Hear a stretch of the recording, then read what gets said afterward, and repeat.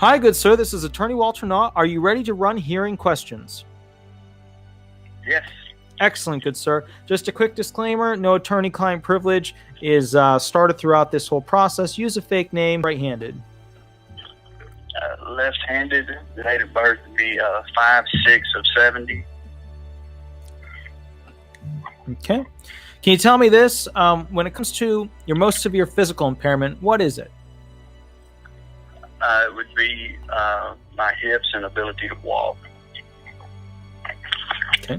So is that an impairment or the symptoms of an impairment?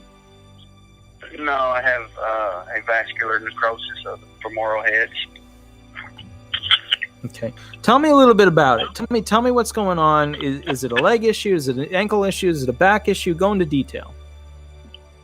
No, it's basically my legs will give out on me after I walk for about 10 or 15 minutes. Started having trouble with that in early 2019, and then went to a couple of doctors, told me it was bursitis, and I finally went to the Baylor Hospital, and they CAT scanned me and told me that it was femoral necrosis, you know. That's pretty serious. Okay, so what's going on about it? And then they sent me for an MRI, and the left femoral head was stage 4, and the right is stage 2. And they replaced the left one, but it doesn't work right anymore after they've replaced it because all the muscles in there sort of have atrophy. And then the right one has it's stage 2, but then the labrum is torn in 2 places, and the I don't know if it's a muscle or a ligament, I didn't understand it, but the gluteus medius is torn, and then the tendons or the muscle that holds the greater trachea to the pelvis is torn, and then there's some other things in there that are torn related to the femur, that holds your femoral head onto your pelvis. So let me explain to kind of the people watching right now, because I know some people aren't going to understand what that is. So what we're talking about is the ball. When it goes into the joint of the hip, it starts to degrade. And that's right. The walker was prescribed from the hospital. They sent me home with it after surgery, and then the physical therapist told me to go and get a cane once he graduated me to that. And then, of course, I had crutches, too, from the hospital, but I stopped using those one time. Okay. So I don't know that the therapist prescribing the cane would be the same as the doctor, but the doctor knows I use it. He actually told me just the other day to start using it with the other hand to get some weight off of the right leg. You live on the first floor or second floor? First floor.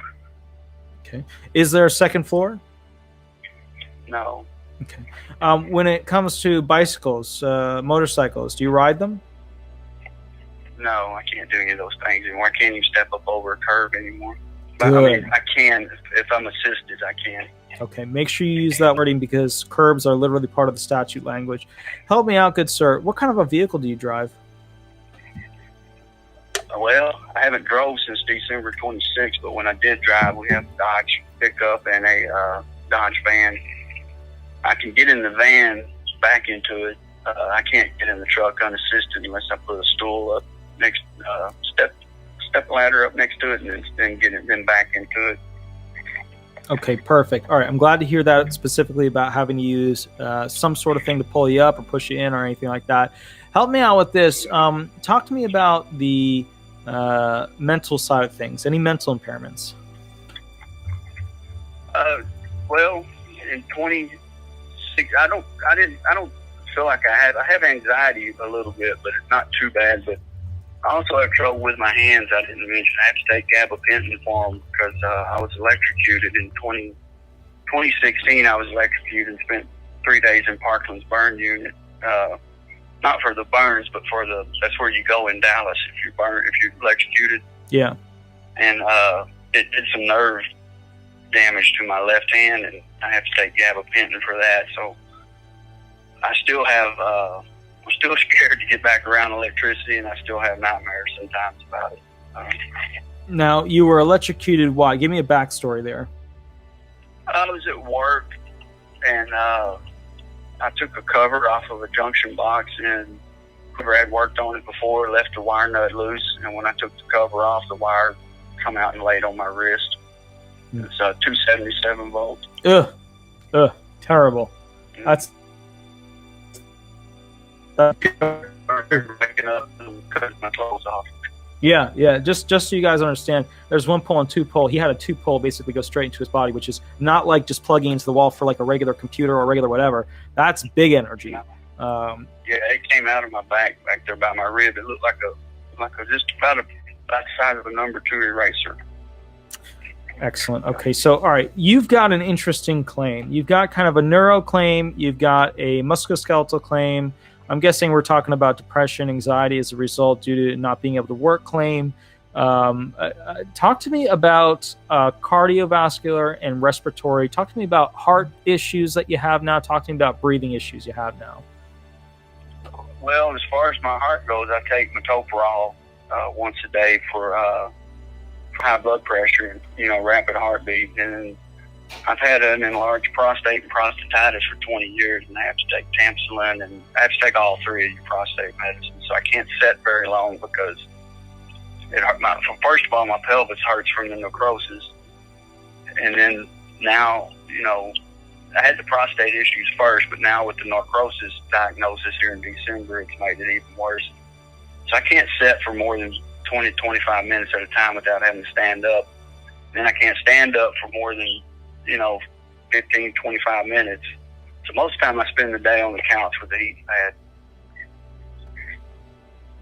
This is not a hard claim to win, so long as it was prepared properly with all the medical evidence put into some sort of structured brief. All right, walk me through this. When did you file, and when is your hearing, if you have one coming? I don't have a hearing. I'm just now filling out my functional report and my work history.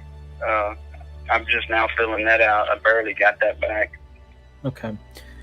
If you give me yeah, you're doing your 3373, you're doing your 3369. Don't forget you have to do the supplementals, pain, anxiety, stuff like that.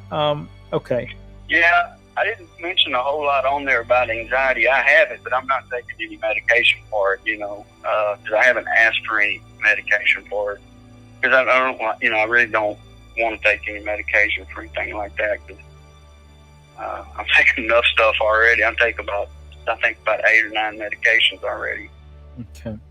Another thing that I'd like you to work on too is if you could get 2 prescriptions for that walker, like 2 different medical facilities. One could be an emergency room, one could be a general practitioner or a specialist that you're seeing. Get 2, because if the SSA comes down and says, well, I don't think he really needs one, and I would change the verbiage for the hearing, if appropriate, that you're really using the walker more than the cane. And the reasoning for that is that it will limit the vocational ability for the VE to proffer jobs that you could do in the national economy. Now, what was your age again? 50. I'll be 51 next month. All right, so I would grid you out. This would not be a hard claim for me to win for specifically a gridding allowance. I would suggest to you, I would push you to go ahead and look up grid disability rules for a 50 to 55-year-old individual. What's your highest level of education? I have a GED, and I went to trade school for electrician and HVAC. Okay, so we got an HVAC, we got an electrician. Now, you got the full electrician's degree, right? I have a master electrician license. It's not a degree. Oh, yeah, my apologies. Yeah, you got the cert. All right, so... No, I mean, that's... Yeah. All right, so I guess what I would say is this. You've got pretty high education. They're going to ask, do you have transferable skills from those jobs to other jobs in the national economy that you could potentially do? I don't think you're gonna. There's no way. Okay, now look. Remember, we're live on YouTube, so everybody has to be careful with what they say and yada yada. But it would be of great use, and I know you don't understand the whole statute thing of why this would be important, but it would be of incredible use for you to have a claim for PTSD from when you got shocked. Post-traumatic stress disorder, how you have nightmares, how you have flashbacks when you're awake. of when you got shocked, moments before it, Yeah. things are going on with it. Well, my family doctor told me I had PTSD from that. I don't know that he put it in my file. I would assume he did. Mhm. Okay. I've mentioned it to him several times that I was having trouble sleeping. I also have I did put this in my functional report that it's probably a big thing. I left it out, but I can't sleep laying down anymore. I have to sleep in a chair because I have vertigo where I hit my head when I fell and the room spins. And then I was taking medication. I quit taking it. So the only thing I can do is sleep in a chair. And I've mentioned that to the doctor several times, and there's really no medication for vertigo, that works. Now, when it comes to vertigo, are we talking about tinnitus as well, ear issues, or is this purely just the mental side? No, I don't get my ears will ring some, but mostly the room spins. I can't look up when I'm climbing a ladder anymore. When I was able to climb a ladder, Right. I haven't been able to do that since maybe a month or two before I found out I had necrosis. Or if I lay flat in the bed, the room spins. It's like an old television that used to, the vertical used to spin on it. Okay. The whole room will spin that way. It's not dizziness like that. It's straight out vertigo. Okay. What geographic area are you living in? We're in Dallas. Dallas, okay. If you get a denial, give me a call back. Not that I'm going to represent you for the claim, but more specifically to kind of give you some things to use for reconsideration, because this is not a claim that should be denied at the initial filing level. That's what I was wondering. I wanted to ask you too, Walter. I'll find out next week. I worked for the state half my life. For the last 15 years, I've worked for the municipality. I used to change the beacons on the water towers and climb them, and that's what I did was municipality work or government work. Mm-hmm. Mostly with water pump stations and things like that, water towers, water storage tanks.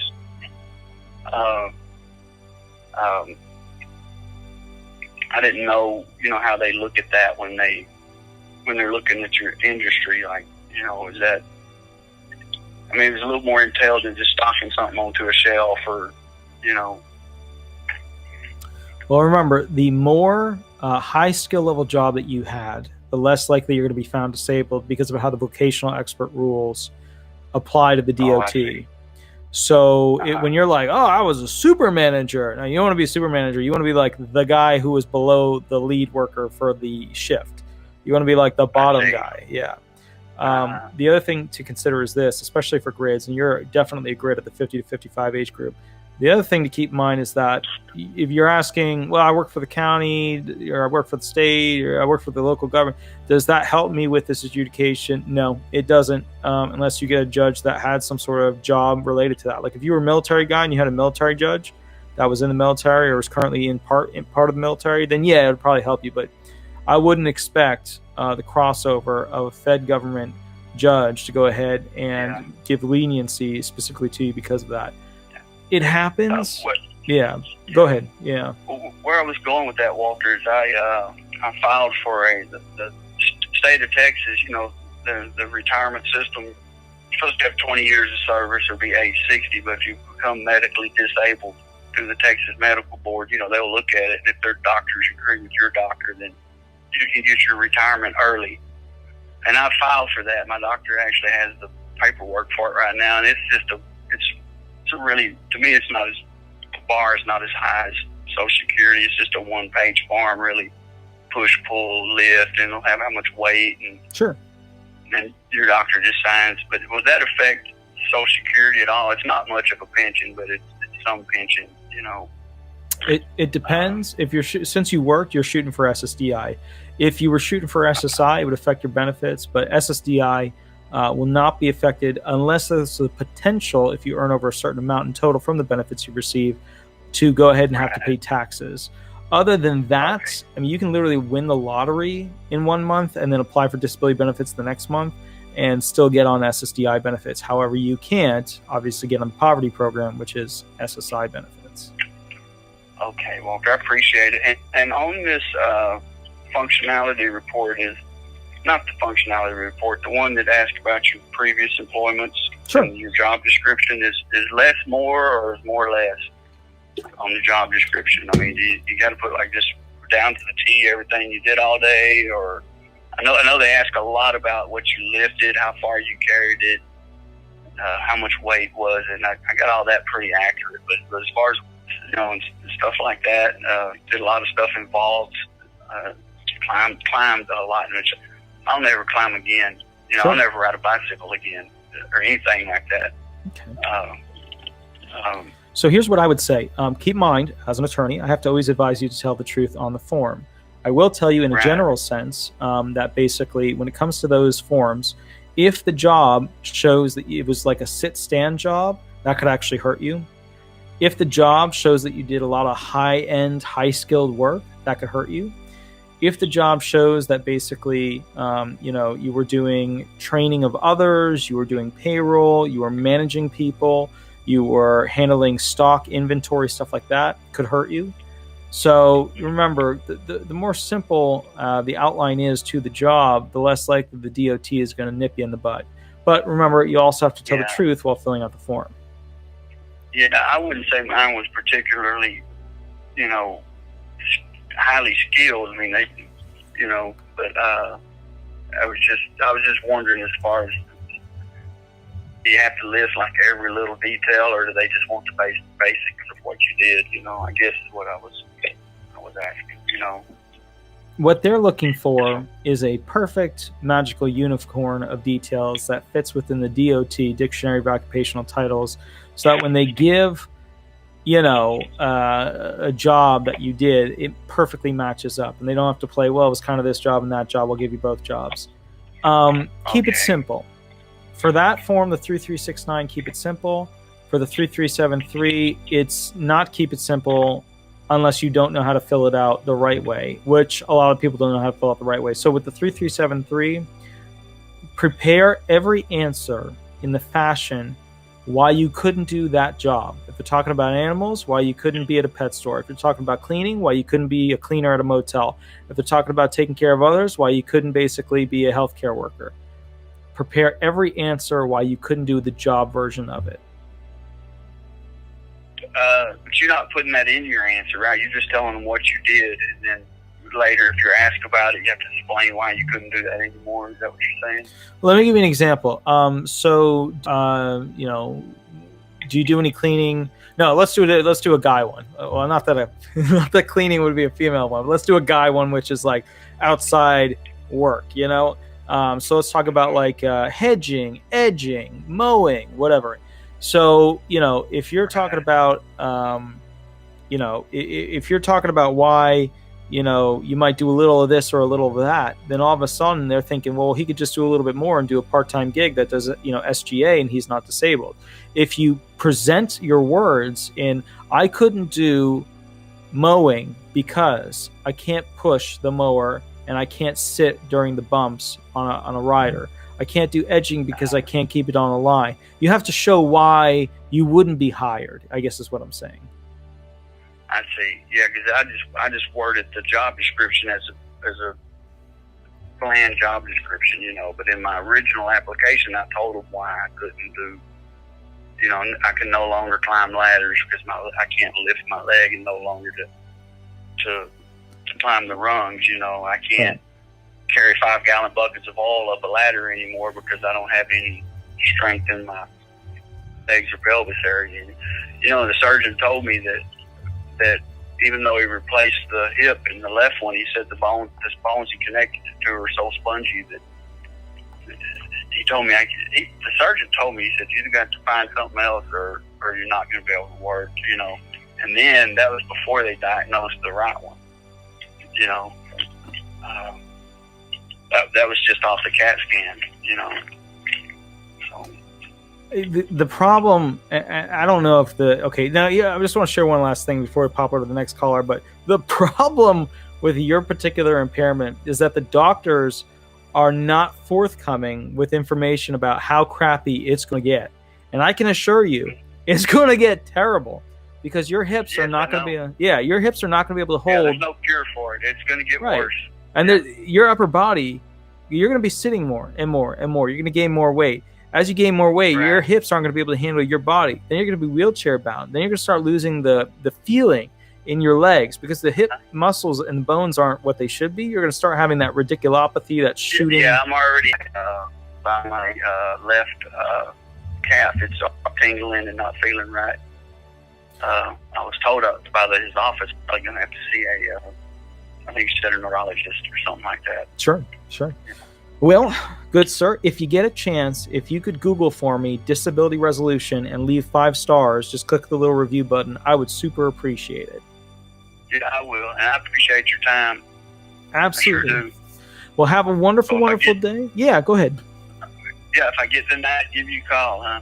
Indeed. I'll walk you through what steps you can do to go ahead and get it past the DDS rep because there's no reason this should be denied at the initial filing level. Okay. All right. Well, thanks a lot, Walter. Absolutely good, sir. I'll Good catch you later. Have a wonderful night. Bye-bye.